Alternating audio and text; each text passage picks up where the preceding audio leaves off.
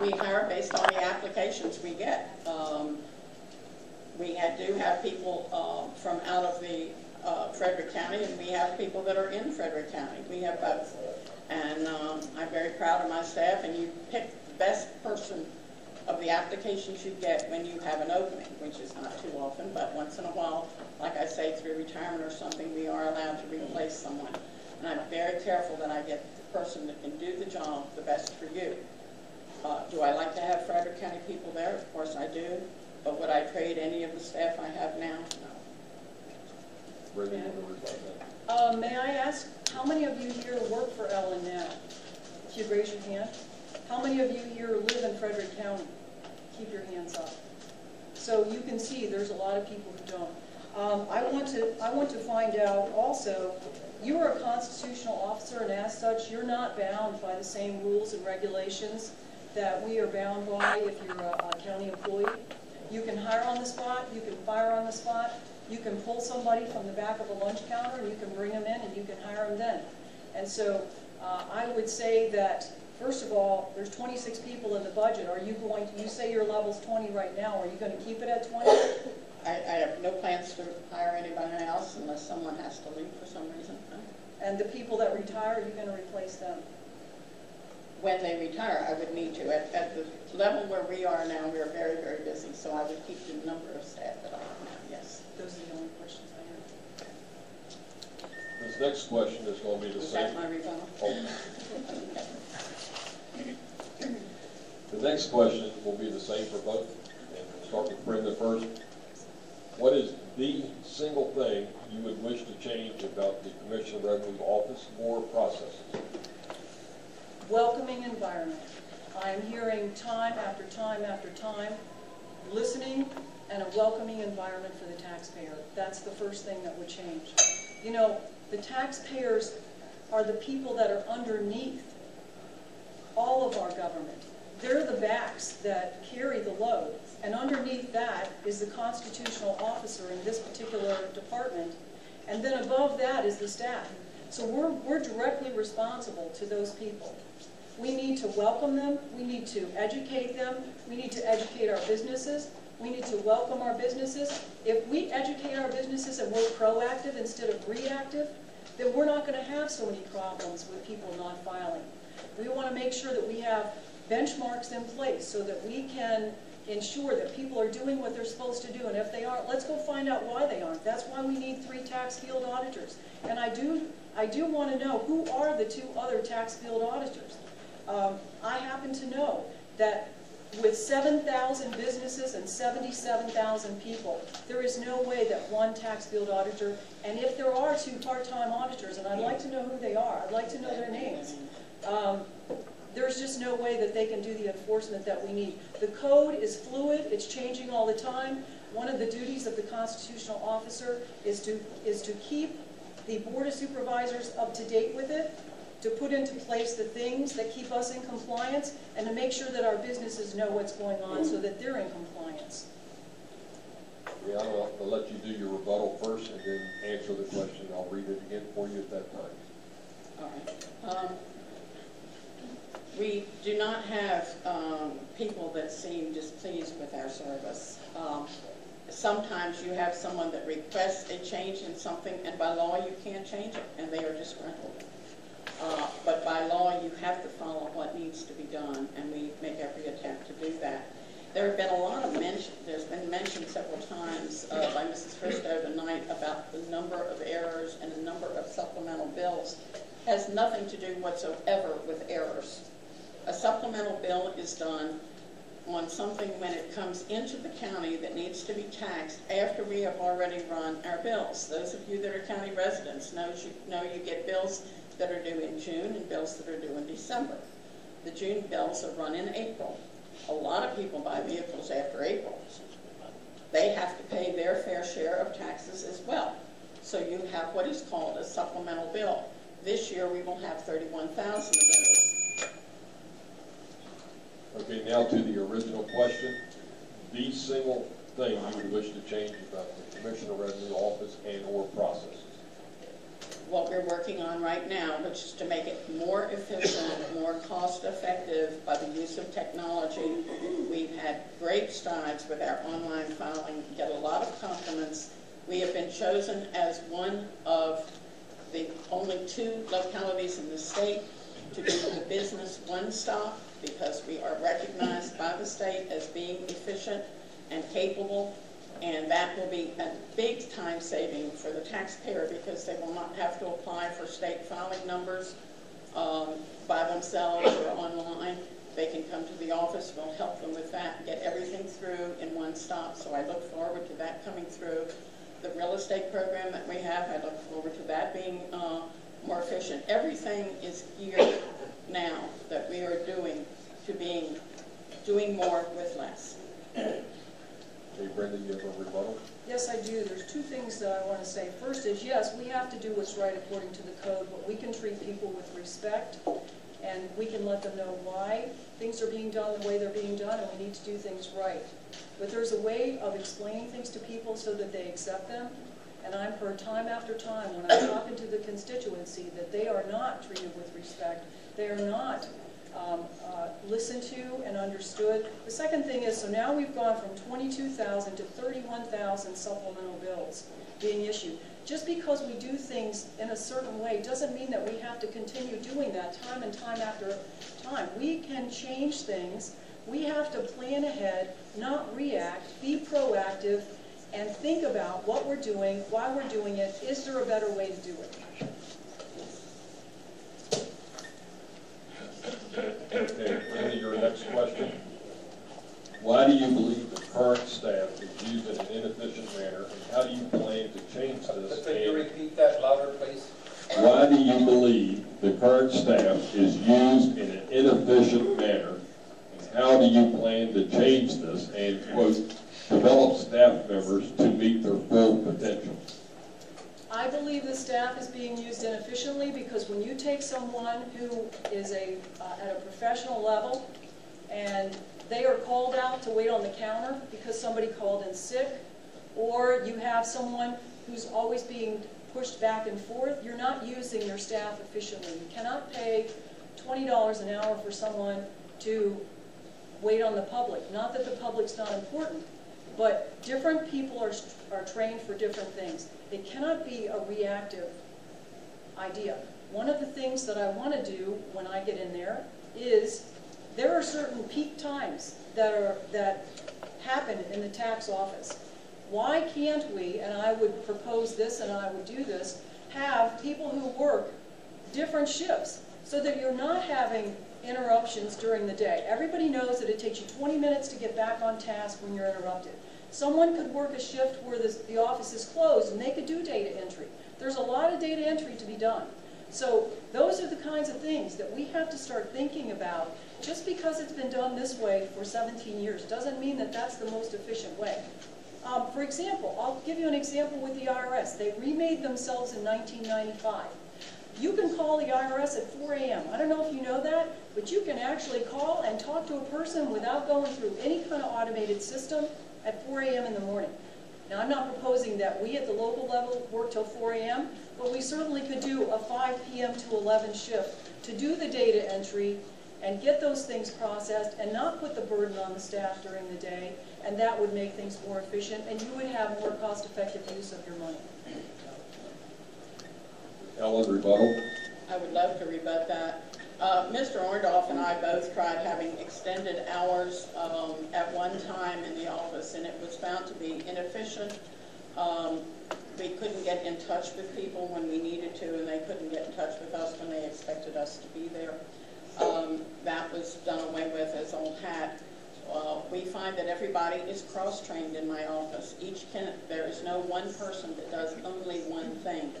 They are cross-trained well to successfully do a number of different kinds of services. That makes it very efficient for you, the taxpayer, because when we have somebody out on a vacation that they have earned, on a sick leave, for surgery, having a new child, something like that, there's someone else that steps up and can handle that and then can give you the service you need when you call in. We'll be glad to have the online filing continued, because that has been a help. And I have told the Tea Party and a lot of you before the story about the lady filing a business license in her bathroom. Thank you. Ellen, your next question. How are the members of the Board of Equalization appointed, and why do they not actively participate and discuss during reviews? They do actively participate and discuss during reviews, not the initial review with the taxpayer, but every decision is made in the Board of Supervisors room. The dates of those decisions are posted in the Winchester Star. We have a couple representatives here from that. And the board itself is appointed by a judge. There are names given to the Board of Supervisors. The Board of Supervisors adds anything to that list of names that they want. These are interested people from all walks in the county, but the state code requires that these people have certain backgrounds. They must have some experience in real estate or finance or, say, agriculture if they're going to be looking at agricultural land. And the list of names is taken from those kind of people and given to a judge, and the judge appoints them. I have no hand in the selection of the Board of Equalization. Brenda, do you have a rebuttal? Yes, I do. I know that the Circuit Court approves and appoints the Board of Equalization. However, is there any kind of evaluation that you do to find out, did they do a good job? Are they the right people for that? You know, do you suggest at all to the Circuit Court who should be on the Board of Equalization? I review some of the requirements for the Board of Equalization when the names come forward. The Board of Supervisors also checks those names, and they are residents in the county, and they do have whatever the state code requires, and it's right in here exactly what you have to look at for those members of the board. And there's a number of us that have that input, but the judge makes the final decision. Okay, Brenda, your next question. If elected, how do you view the responsibility of the Commissioner's office with respect to recommendations on spending outlays? With recommendations on spending outlays? I think I know that the job of the Commissioner of the Revenue, as stated in the code, is to assess. It's to make sure that all property is assessed, to make sure that everything is done right according to code. We put the items on the books, we put the money on the books, the treasurer is responsible for collecting the money once it's on the books, and the Board of Supervisors is the body that determines how the money is spent. However, knowing that, I hope that the audience realizes the importance of the Commissioner's job, because 83.5% of all the revenue for our county is put on the books in that office. So that's where the money's put on the books. And I go back to my statement about the tax field auditors and the enforcement arm and working with other departments.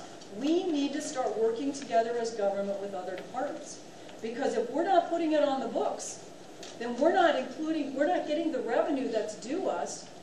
And I know that good people put it on the books. Good people do what they're supposed to do. There are some people who don't even know what they're supposed to do. It's our job to make sure they know what they're supposed to do. It's our job to make sure that we only do exactly what's supposed to be done, not any more than that. And it's our job to make sure that if people are not doing what they're supposed to do, that we let them know that and we follow up on it. The treasurer is what I call downstream from the Commissioner's office. We need to make sure that what goes into the treasurer's office is accurate, that they aren't cleaning up something because we won't speak to them. We need to speak to other enforcement agencies such as zoning, building. We can use our sheriff's department. That's how we can be more efficient. Talk to each other. And it has been done. It's proven. There are studies all over Virginia. It's been done. It brings in additional revenue. People are happier. Businesses are happier because they're competing with people who have complied just like they've complied. And those are the kinds of things that we need to be doing to make sure that we are using taxpayer money precisely. Okay, Ellen, do you have a rebuttal? I would love to. We do work with all the other departments in the county. Every business license goes through zoning. We talk to zoning when there are new buildings, commercial buildings built. We make sure that everyone knows that everybody is in there properly, that there's not hazardous materials that shouldn't be in a certain area. We have that quality of double check, if you will, and we make sure that everybody handles that. We deal with the sheriff's office on occasion when we need to. Will I take an auditor with an armed policeman and go in a business that has had no problems? No, I will not. That's being done in the jurisdiction next to Frederick County. And at this point, that is not the philosophy that we have in Frederick County, that we feel we need to treat the businessman that way. But we do thorough checks on who has what businesses. We that's part of our internal auditing process. The two people I spoke of besides the field auditor, one of the things they do. Thank you. Okay, Ellen, your next question. Does the Commissioner's Office ever recommend to the Board of Supervisors applications for federal funding to supplement the revenue of Frederick County? And if so, do you make them aware of the stipulations that are involved in accepting such funding? Federal funding? Like grants, Is that what you things said? like that. Okay, all right. I don't handle grants in my office except to the extent that they would assist the Commissioner's Office in the assessment of property. There are people in the Finance Department that handle grants.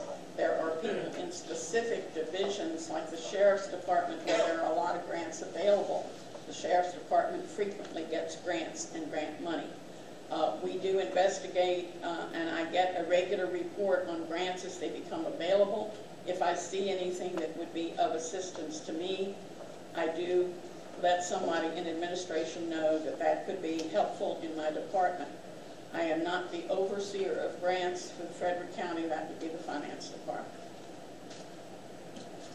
Do you have a rebuttal with it? The job of the commissioner is to assess the property. It's not to try to solicit federal funds.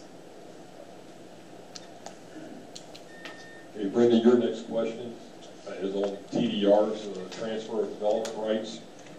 These have become an issue in the county. How do you envision equitable taxation of TDRs?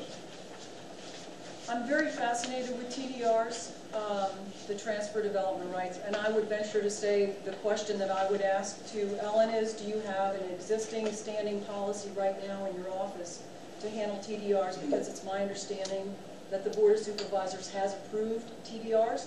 So in my mind, as commissioner, there should be a standing policy and procedure on how to handle that. As far as TDRs are concerned, I do not think that they have been thought through well enough. I think there should be a fiscal impact statement made, and it should come from the Commissioner's office as to what happens. And for those of you who may not know, a TDR is transferring a development right from a landowner over here who might have a farm, and he may have 20 rights, and he can choose to pay for those in any way he wishes. I mean, he can choose to sell those any way he wishes. He can choose to sell them for $20,000, $100,000. And these rights are going to be transferred over to the higher density areas in the county. And larger builders who do not pay staff here, who buy their packages from out of state, who come in and build mass housing, such as town housing and things in that line, they're the ones that are going to purchase these up. I don't think that we have a fiscal impact statement from the Commissioner's office that has given our Board of Supervisors accurate data to make an informed decision on TDRs. Those are the kinds of things, and with my background as budget analyst and fiscal officer with an accounting background, I can give them that information. There are certain things that you need to take into consideration. Is it right that someone can purchase a TDR and pay an X dollar amount versus someone who's a homeowner who's paying year after year on their land at this amount, and yet this person over here is getting a dollar amount that's lower than you, the taxpayers, paying? There are some other implications in the future that I think need to be brought to the attention of the Board of Supervisors, and I do believe that that's the job of the Commissioner. Ellen, do you have a rebuttal? Yes, I have been in on the discussions of TDRs. If you have read the minutes from the recent Code and Ordinance Committee meeting, and then also from Finance Committee meetings. I have been discussing that with the board. The synopsis given about somebody paying less and somebody paying more is basically incorrect on the way TDRs work. You do tax the TDR right from the time it is severed. So those people that are purchasing those TDR rights immediately become part of the tax-paying public. And then once they are placed on a parcel, that parcel increases by that dollar value amount. But as to a fiscal impact, it'll depend entirely on what the person purchases the right for as to what the value of it is, and that is in a state code. That's a requirement that they be treated that way. And yes, my office is prepared to handle any TDRs that come up. I guarantee it. Again, with your major question on the TDRs, is the solution you mentioned the most equitable solution for making sure those taxations are fair and the county's not losing out? Yes, the county basically does not normally lose any revenue on those. Can I guarantee what John Farmer will sell to build contractor his TDR rights? Of course not. It's a free market society. Just like you can go and pay anything for a house you want to pay for that house. If they're asking more than you want to pay, you say no thank you. If you think you're getting a bargain, you buy it for the bargain. It's a free market enterprise, TDRs. They are not controlled by the government. There's no price set by the government that limits what they can go for and what can't be paid for. Brenda, do you have a rebuttal? Yes, I'd like to know if she could tell me what is the policy on TDRs in your office right now. The policy is that we record the TDR as soon as it is purchased, put on the books, and it becomes taxable. The code has the records within our office have to be properly noted as to whether the TDR is an intangible, where the fellow goes to the farmer, pays for the money, but hasn't identified where he wants to put the TDR yet. So we tax it that way. Once he identifies the land where the TDR is going to go, then it becomes part of that parcel's real estate billing. And all that is done through my real estate office. May I ask another question? Okay, so if when it's severed and he hasn't determined where he's going to put it, then where is it severed to? It's an intangible that is taxable on the real estate book, and that's under state code. It's required to be done that way. And Okay, Brenda, your next question. What avenues would you use to increase the revenue coming into the county? I would use efficiency in the office. I would use working with other departments in a comprehensive kind of effort, and I'll give you some examples of that. For example, zoning problems also turn into police problems, which also turn into revenue problems. For example, the part of the job of the commissioner is to make sure that the excise taxes, which are taxes held in trust, are properly filed and that these monies are collected in a timely manner. So I would have performance indicators in place to let me know what is the delinquency rate. Is it 20%? Do 80% of the people file and 20% of the motels don't? The other thing that I would do is work closely with the zoning department, with the sheriff's department, with other departments to make sure that if we're not receiving our funds from the motels, or if they're filing and they're showing that there are extended stay people there who are exempt after a certain period of time, are they in compliance with zoning? So you're being efficient in two ways. You're helping zoning, you're helping us. There needs to be performance indicators to find out, are we doing a good job? And I would ask Ellen, what are her performance indicators telling her? You're doing a good job. We need to make sure also that we are doing what's right downstream, and I speak of the Treasury Department. What do they have on their books that is businesses that are no longer there? Are we making sure that all the businesses filed that are there? Are we going out and taking quadrant by quadrant to make sure that our data is still accurate data? I don't think any of that's being done now. And that's revenue. So we have to make sure that we have businesses that are in compliance. That's our job, is to make sure that they're filing when they're supposed to file. How much is our meals tax delinquency rate?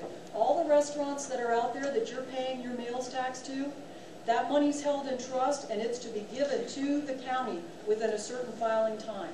If it's not, are we following up on that on a monthly basis? What's the delinquency rate? That's what I would ask Mrs. Murphy. What is the delinquency rate for the restaurants, for the motels? Are they interacting with the other departments to make sure that if there are problems there, that they are addressing those problems? Ellen, you have a 1-minute rebuttal. Can you tell us? I'm just concerned about you getting it in a minute. Felicia, Bev, Elizabeth, just to give you an example, are in here tonight. They can tell you, we don't wait for somebody to come along and pay and have a delinquency. We put the charge out there as a statutory charge to the treasurer for collection if that business has, not properly filed. We work on this every month. We don't wait. The filing deadline comes. If they haven't filed, the statutory charge is put out there. We also verify every month that each business is still in operation and what new businesses have come in. We are up to date on it at the end of each month. We know exactly where we stand on all of that. We're very efficient on how we collect our trust taxes, if you will. That's what they're normally called. May I say something to you? 30 seconds. Okay. We're doing their work. We're not, there we go with statutory assessments again. We have to go out there, talk to them, make them do their work. Every other business that's in compliance has to do their work. These people should do their own work. We should not be spending our time doing their work. Give you 30 What's seconds. that? Thank you. She's saying two different things. She said she wanted auditors to go out and find it, okay? Then she's saying that they should do it themselves. As you all know, not all people are going to pay when all people are supposed to pay. And we have a system for doing that. We have a means of contacting them. And we use things like email, things like telephone. You have a few habitual offenders that you have to get tougher on. But we do have an efficient method of keeping up with that. Thank you. Okay, Ellen, your next question. How is the Commissioner's Office involved in helping to develop the capital improvement plan? And what has been your input? The capital improvement plan is requested from each department as to what they project they are going to need in county revenue for any major expansion. The planning department is in charge of providing this to the Board of Supervisors. The Commissioner's Office, as the assessor of property, does not have a direct role in that. We don't have to, and at this time we have no plans to expand or ask for any funding for any additions for our own department. Can you bring that rebuttal? Well, the capital improvement plan is based on how much money is going to be on the books, and that's the job of the Commissioner, is to put the money on the books. It has to be accurate, it has to be right, and it has to be comprehensive. So I would say the Commissioner's job is to be involved in the capital improvement plan. We are supposed to let them know what the tax revenue is going to be for the future. And in order to do that, we have to make sure we're up to date and that we have included everything that we have. Our land book is up to date, our land book is comprehensive. And I will go back to say, the challenge on these excise taxes is to get them in compliance, not to continue doing their job because they don't do it. If I'm a restaurant and I have to do my form, I'm competing with someone who doesn't do their form and you just statutorily assess them every month. Our job is to go out and find out what we need to do to get them into compliance. Redirect. Redirect. Okay. We don't have ones that we do every month for them. I didn't indicate that. I said if we have a non-filer, we do make them pay. Capital improvement plan, by definition, is the plan for the county for future expansion. The budgetary plan is where I give budget projections of revenue. How that is assigned to a capital improvement versus a regular expense, yearly expense, is not done in the commissioner's office, that's done in finance. Okay, Brenda, your next question. The University of Virginia's Weldon Cooper Center for Public Service offers a professional development program for Commissioner Revenues and their staff through the Commissioners